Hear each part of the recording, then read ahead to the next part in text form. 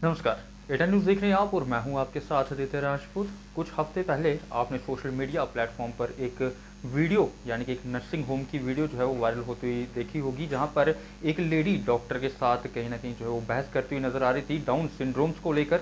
आखिर ये down syndromes होता क्या है, ज़्यादा बातचीत करने के लिए हमारे साथ जुड़ चुके हैं डॉक्टर वरिंदर जी। इनसे हम बात करते हैं। सर, आपने भी वो वीडियो देखी होगी सोशल मीडिया पर जो कि काफ़ी ज़्यादा वायरल हुई थी। क्या कहना चाहेंगे कि डाउन सिंड्रोम्स, पहले तो आप बताइए कि होता क्या है। देखिए, डाउन सिंड्रोम जैसे हमारे नॉर्मल क्रोमोसोम्स होते हैं, 46 क्रोमोसोम्स होते हैं। तो अगर 21 सेट ऑफ क्रोमोसोम में एक एक्स्ट्रा क्रोमोसोम आ जाए, उसको ट्राइसोमी 21 भी इसलिए कहा जाता है कि 21 सेट ऑफ क्रोमोसोम में एक एक्स्ट्रा क्रोमोसोम आ जाता है।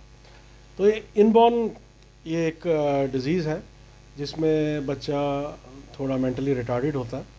कोई और भी एसोसिएटेड, कभी किसी को हार्ट प्रॉब्लम हो सकती है।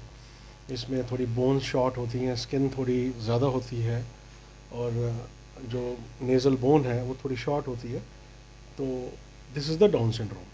जी। तो सर, आपने इस वीडियो में ये भी सुना होगा, वो कह रही थी, एक लेडी जो है वो डॉक्टर से ये चीज़ कहती कि पहले मेरा बच्चा जो है वो पॉजिटिव नहीं था लेकिन अब पॉजिटिव हो गया। चलो देखिए, अब पहले तो मैं थैंक्स बोलूँगा A10 न्यूज़ का कि जिन्होंने इतना इम्पोर्टेंट टॉपिक लिया, क्योंकि मैंने देखा कि जनरल पब्लिक में अवेयरनेस इसकी बड़ी कम है। जी।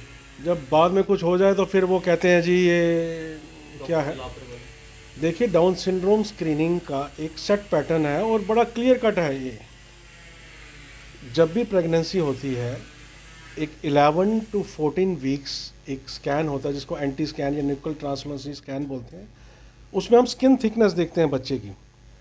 तो एक anti scan plus double marker. Anti scan अगर अकेला किया जाए तो उसकी जो क्षमता है डाउन सिंड्रोम जानने की, मैं पहले क्लियर कर दूँ, स्क्रीनिंग टेस्ट है, ये श्योर शॉट कोई टेस्ट नहीं है। तो एंटी स्कैन मतलब उसमें कोई 60 to 70% we can make out कि बेबी को डाउन सिंड्रोम हो सकता है। 60 to 70% मीन्स 10 में से 6 हमें पता लगेंगे, 4 नहीं पता लगेंगे। उसके बाद हम अगर ब्लड टेस्ट भी कंबाइन करें जिसमें बीटा एक्सीजन पैप है, डबल मार्कर जिसको बोलते हैं, तो अगर हम कंबाइन रिस्क कैलकुलेशन करें anti scan plus double marker, तो इसकी जो क्षमता है डाउन सिंड्रोम जानने की गोज़ टू 80 to 90%। मतलब ये है कि 10 में से फिर 2 लोग ऐसे होंगे जिनका डाउन सिंड्रोम नहीं डिटेक्ट हो पाएगा, राइट। अब जैसे जैसे एज बढ़ती है वैसे वैसे रिस्क भी बढ़ता जाता है, बट ज़रूरी नहीं है। But it down syndrome can happen in first time. जो प्रेग्नेंट है उसको भी हो सकता है, 20 ईयर्स ओल्ड है उसको भी हो सकता है। एक तो ये तरीका है। और जो हाई रिस्क ग्रुप में आते हैं उसके लिए एक नया टेस्ट चला है, NIPT। उसमें हम मदर का ब्लड सैंपल लेके डायरेक्टली हम बच्चे का सेल फ्री DNA चेक करके, तो उसकी डिटेक्शन रेट भी almost 90%। That is very good test. लेकिन ये बिट कॉस्टली, थोड़ा कॉस्टली होने की वजह से पहले तो ये मशीन यहाँ इंडिया में नहीं थी, पहले फॉरेन में जाता था, आजकल दिल्ली में ही है, तो ये टेस्ट इधर हो जाता है। That is also a good test. उसके अलावा एक तो ये जो मैंने स्कैन के बारे में, अल्ट्रासाउंड के बारे में बताया, ये हो गया लेवल 1 स्कैन। फिर लेवल 2 स्कैन होता है 18 to 20 वीक्स में।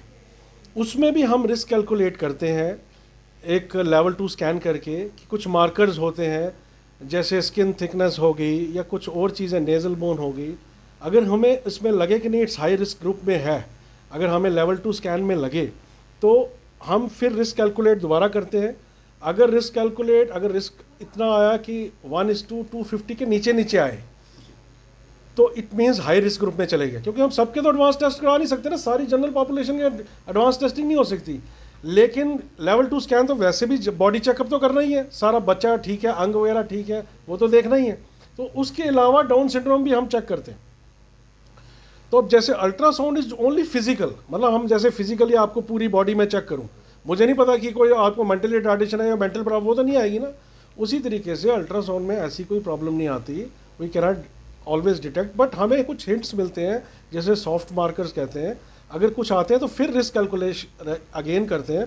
इसका भी जो इसकी down syndromes level 2 ultrasound scan की डाउन सिंड्रोम जानने की क्षमता इज़ अराउंड 60 to 70%। इसके साथ इन केस अगर हम कंबाइन करते हैं क्वाड्रपल मार्कर, जो ब्लड टेस्ट होता है मदर का, तो फिर इसकी जो क्षमता है it goes to around 80%, 80 to 90%। तो अगेन फिर मैंने कहा कि 10 में से फिर 2 लोग रह जाएंगे जिनको डाउन सिंड्रोम होगा, हम नहीं पकड़ पाएंगे। तो यही टेस्ट है। और इन केस जो ये हाई रिस्क ग्रुप में फॉल करते हैं, जैसे 2 50 1:250 रेशो में आया। मींस इसका ये है कि 250 बच्चों में डिलीवरी में से 249 बच्चे नॉर्मल होंगे, उसमें एक चांस है जिसको डाउन सिंड्रोम होगा। तो कोई अगर हाई रिस्क ग्रुप में फॉल करे, फिर एक तो एनआईपीटी और दूसरा एमनियोसेंटेसिस, जिसमें हम सुई डाल के पेट में हम फ्लूइड निकाल के हम डायरेक्टली बच्चे का कैरियोटाइप करते हैं और देखते हैं कि ट्राइसोमी 21 है या नहीं है। तो ये एक बेसिक टेस्ट है, ये कोई एडवांस टेस्टिंग नहीं है। लेकिन सर एक चीज़ जो है वो हमेशा देखने को मिलती है डॉक्टर्स के लिए कि डॉक्टर्स की लापरवाही की वजह से ऐसा हो गया, डॉक्टर की लापरवाही की वजह से वैसा हो गया। क्या इस वीडियो के बाद आप इस वीडियो में के लिए क्या कहना चाहेंगे सर? देखो मेरी बात बिल्कुल बेसिक है। अगर आज मुझे कोई डिजीज़ हो जाए तो वो मैं किसको ब्लेम करूंगा? अगर बेबी को डिजीज, वो तो भगवान ने दी है ना, उसमें डॉक्टर का क्या लेना देना है? देखो भगवान, अगर कोई बच्चा पैदा हो गया तो अब उसका तो इलाज कराना है। अब ज़्यादातर आजकल लोग हैं, आजकल डिटेक्ट हो जाती हैं प्रॉब्लम्स तो पता लग जाता है, लोग टर्मिनेट करा लेते हैं। कई लोग नहीं भी कराते। मैंने ऐसे भी केस देखा जिनको मैंने बोला कि most likely it can be down, देखो 100%, बट उन्होंने नहीं टर्मिनेट कराया, उन्होंने स्पेशल चाइल्ड जहाँ स्कूल है वहाँ पता किया। अब ये तो अपना अपना पर्सनल डिसीजन है। तो कई बार देखो, मैं बार बार कहता हूँ, अल्ट्रासाउंड इज़ नॉट 100%, इसमें कोई दो राय नहीं है। 90% 95% हमें पता लगता है, but there are many rare diseases we cannot make out on ultrasound. तो इसमें इतना क्लियर होना चाहिए पेशेंट के बारे में। हाँ, तो अगर कोई डिजीज़ निकल जाती है तो उसको इलाज भी तो है। पीडियाट्रिक जो है, पीडियाट्रिक्स जो ब्रांच किसके लिए है? पीडियाट्रिक सर्जरी है, पीडियाट्रिक्स है, तो ये बच्चों की बीमारियों के लिए ये चीज़ें हैं। तो कोशिश तो यही होती है कि ज़्यादा से ज़्यादा ये डाउन सिंड्रोम, लेकिन स्टिल कोई ऐसे केसेस होते हैं जिसको एसोसिएटेड प्रॉब्लम नहीं हो डाउन्स को, और सब बाकी सब कुछ नॉर्मल है। तो अगर ये मिस होना तो ये मेरे लिए कोई आश्चर्यजनक बात नहीं है। शुक्रिया बात करने के लिए।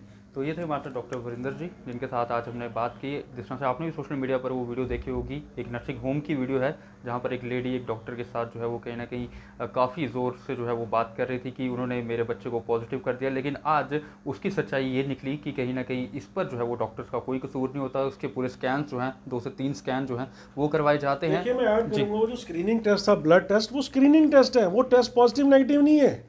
ये बड़ी एक गलत धारणा है।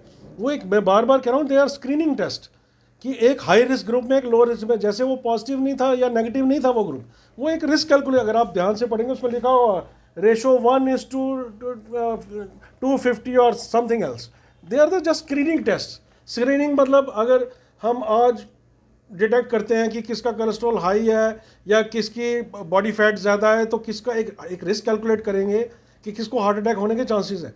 बट 100% गारंटी वैसी नहीं होता, हम कोई दे सकता। उसी तरीके से ये टेस्ट है, बट वो अब पेशेंट्स को भी थोड़ा अवेयर होना चाहिए कि थोड़ा बातचीत खुल के करें, और डॉक्टर्स भी मैं चाहूँगा कि थोड़ा टाइम देके उनसे बात करें, क्योंकि उनको भी इतनी जानकारी नहीं होती कि ऐसा ऐसा है। ज़रूरी नहीं है कि हर चीज़ इस चीज़ में पता चले, so that they are mentally prepared.